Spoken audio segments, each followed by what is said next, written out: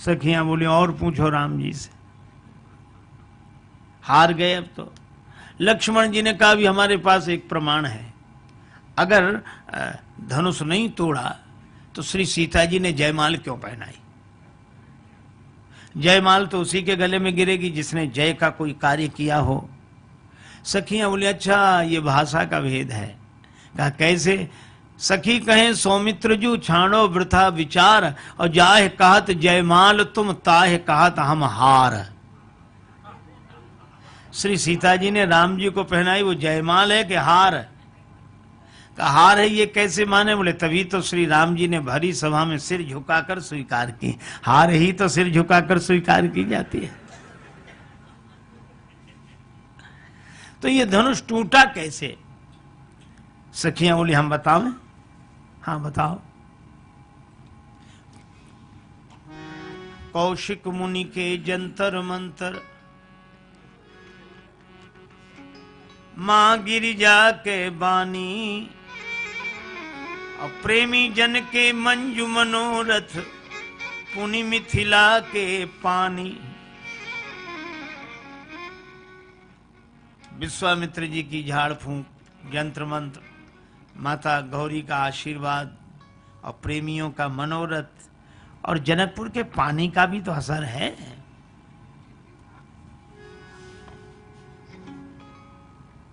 एक एक मिथिला के वासी, सकल सुकृत के राशि, सकल पुण्य संकल्प कर दिए सकल जनकपुरवासी। सबने अपने पुण्य समर्पित कर दिए। और राम जी एक बात बताएं, हाँ आप धीरे धीरे क्यों जा रहे थे धनुष तोड़ने? लक्ष्मण जी बोले स्वभाव है राम जी का धीरे धीरे चलने का। नहीं नहीं सो बात नहीं। राम जी सोच रहे थे जब इतनों से धनुष नहीं टूटा तो हमसे भी पता नहीं टूटता है कि नहीं टूटता है। तो ये धीरे धीरे जा रहे थे।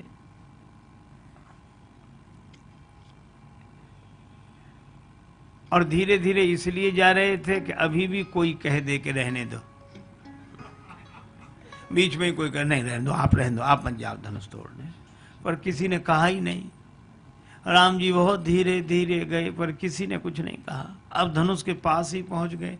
अब तो इज्जत की बात थी, धनुष तोड़ना था। और शक्ति के बिना धनुष टूटे कैसे? शंभु चाप की अति कठोरता, लखिमन ही मन हारे। नहीं चले गो जोर, जान जी सिय की ओर निहारे।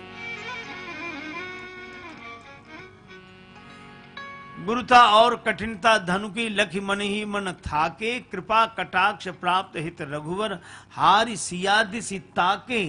तो सिय दिसि ताकत ही ताकत, अपरंपार पवला जी। श्री सीता जी की ओर ताकते ही ताकत मिल गई। तो राम जी ने तो छुआ है धनुष, तो श्री सीता जी ने ही तोड़ा है। और तभी तो लिखा राम बरी सी भंजे चापा। का इसका अर्थ है राम जी ने विवाह किया श्री सीता जी के साथ धनुष तोड़कर। बोले वो अर्थ होगा, लेकिन जना हम लोगों का अर्थ अलग है। का क्या अर्थ है? का राम बरी, राम जी तो इस मामले से बरी हैं। सी भंजे चापा, श्री सीता जी के कारण धनुष टूटा। अब आप ये देखो,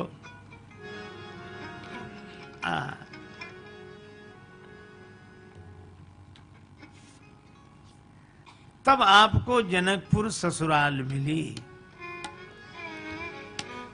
भंजो चाप गुमान न लावो, सिय की कृपा है भाग्य मनावो।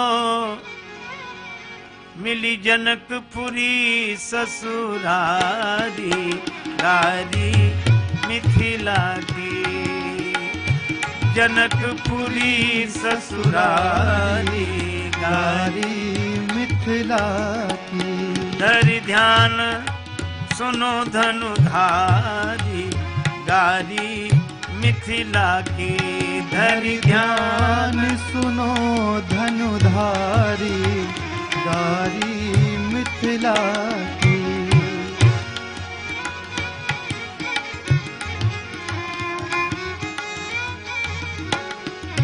धरि ध्यान सुनो धनुधारी गारी मिथिला की।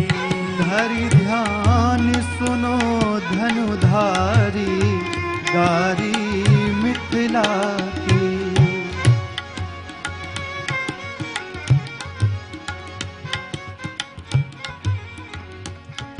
एक बात है, राम जी बड़े बलशाली हैं। हाँ हैं, सुना है।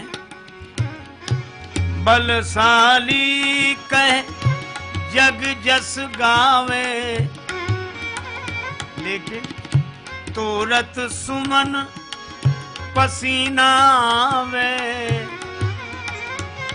अस विक्रम की बलिहारी गारी मिथिला की।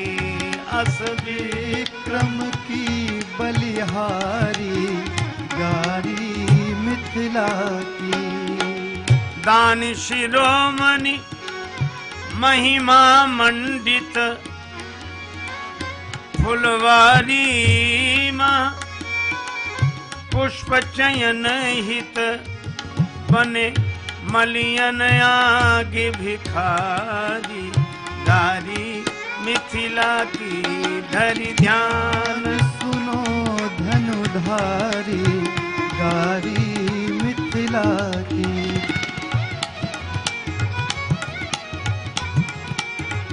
श्री रघुवर अवध बिहारी गारी मिथिला की। श्री रघुवर अवध बिहारी गारी मिथिला की।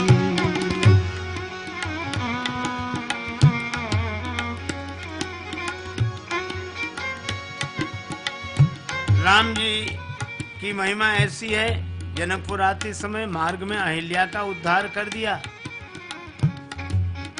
कितना बड़ा चमत्कार। सखियां बोली क्या? हाँ, मगमह मुनि मध्य शिला के प्रगट करी पग धूरी छुला के। हो राजकुंवर या मदारी गारी मिथिला की। हो राजकुंवर या मदारी गारी मिथिला की।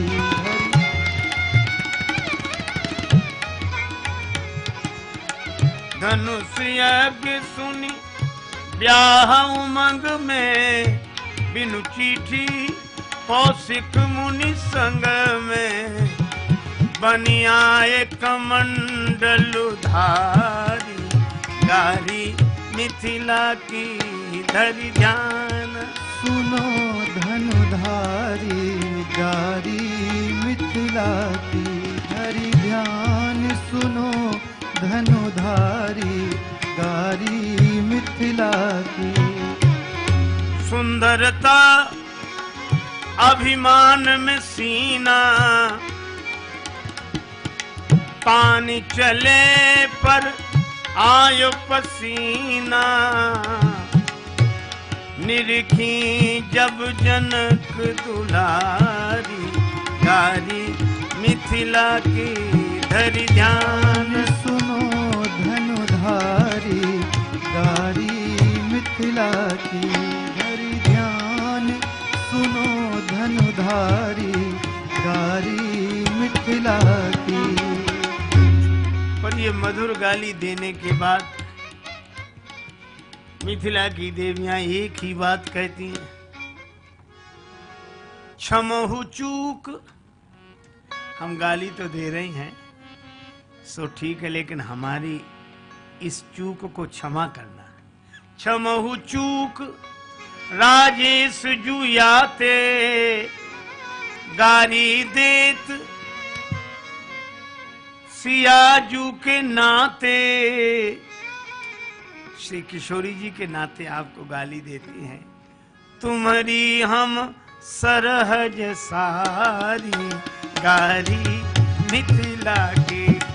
तुम्हारी हम सरहज सारी गारी मिथिला की धरि ध्यान। सुनो धनुधारी गारी मिथिला की धरि ध्यान। सुनो धनुधारी गारी मिथिला की।